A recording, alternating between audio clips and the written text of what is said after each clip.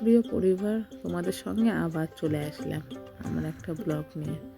তোমরা কেমন আছো? আশা করি অবশ্যই ভালো আছো। আমিও ভালো আছি, আমার পরিবারের সবাই ভালো আছে। আজকে ঘর ঝাড় দেওয়া থেকে তোমাদের সঙ্গে ব্লগটা শুরু করে দিলাম। চলো আমার এন্ট্রিটা তাহলে তোমাদের সঙ্গে দিয়ে দিই। হাই ফ্রেন্ড, আমি অঞ্জনা। আমার ব্লগে যারা যারা নতুন তারা প্লিজ আমার চ্যানেলটা একটু সাবস্ক্রাইব করে দিও। আর যারা যারা সাবস্ক্রাইব করেছো তাদেরকে অসংখ্য ধন্যবাদ, মন থেকে বলছি। যারা সাবস্ক্রাইব করেছো তাদেরকেও ধন্যবাদ, যারা সাবস্ক্রাইব করে ভিডিওটা না দেখছো তারাও ধন্যবাদ। আর কেউ ভিডিওটা স্কিপ করো না, সবাই ভিডিওটা প্লিজ দেখো। অবশ্যই ভিডিওটা তোমাদের ভালো লাগবে, কারণ তোমাদের ভালো লাগার জন্যেই আমার ভিডিওটা করা। তোমাদের সঙ্গে ভিডিওটা শেয়ার করতে কিন্তু আমার ভালোই লাগে। তোমাদের সঙ্গে গল্প করতে করতে ওই ঘরে ঘর ঝাড় দিয়া জামা কাপড় গোছানো গুচ্ছি আমি চলে এসেছি এই ঘরটার নিকাতে।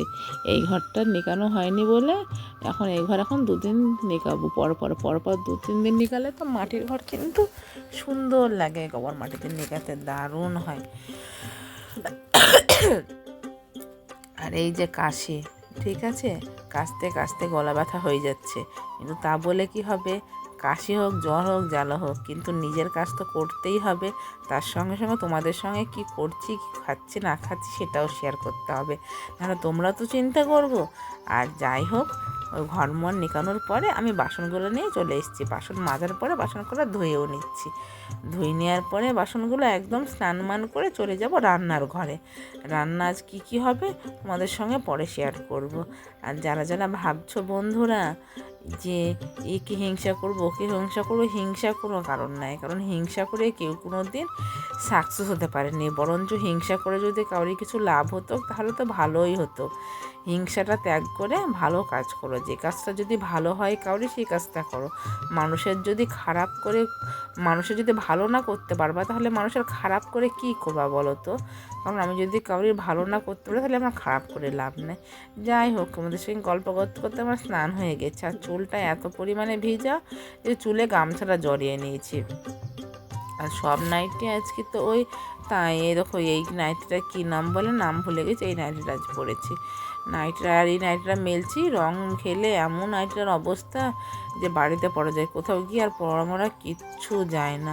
নাইটিটার অবস্থা বেজায় হাল খারাপ। আর এই দেখো, আমার আজ জামা কাপড় অনেক কটাই হয়েছিল, সেই জামা কাপড়গুলোও কেচে দিয়েছি।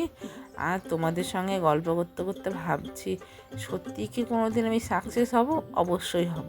তোমরা যদি পাশে থাকো, বন্ধু হিসেবে থাকো, বোন, দিদি, বৌদি, যে যেমনভাবে ভাবো সেই হিসেবে থাকলে তো অবশ্যই একদিন সফল হব, তোমরাও হবে। আর দেখছো তো উনুনটা কী হারে জ্বলছে। উনুনটা প্রথমে জ্বালায়, কিন্তু তারপরে আবার উনুন একবার যে ধরে যায় তখন কিন্তু আর উনুন জ্বালায় না। আর এই দেখে ভাত নামিয়ে দিয়ে ফ্যান ঝরে দিই।